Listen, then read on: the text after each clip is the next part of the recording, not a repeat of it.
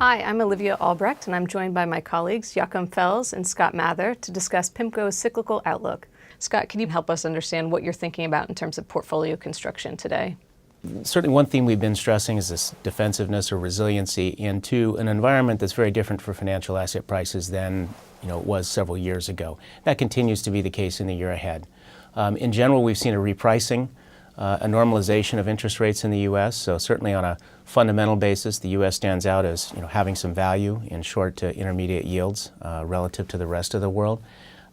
It's also the case that we've seen a big repricing in terms of lots of spread assets. So we still think people should develop a portfolio that can withstand wider spreads because we're likely to see that in the year ahead.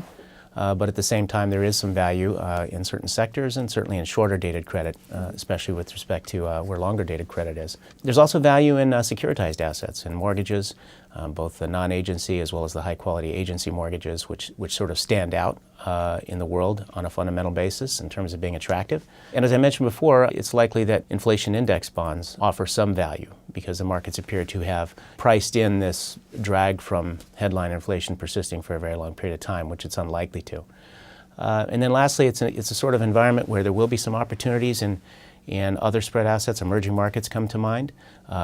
Once again, the theme of defensiveness and resiliency is important because we're likely to see pressure on emerging markets for a host of reasons as we head into 2019. But there certainly is some overshooting that's occurred. So while we don't expect big moves in terms of the dollar to really drive emerging market performance, there will be some local overshoots, and we're seeing some of that now. So for instance, in emerging market currencies, that's one area of value.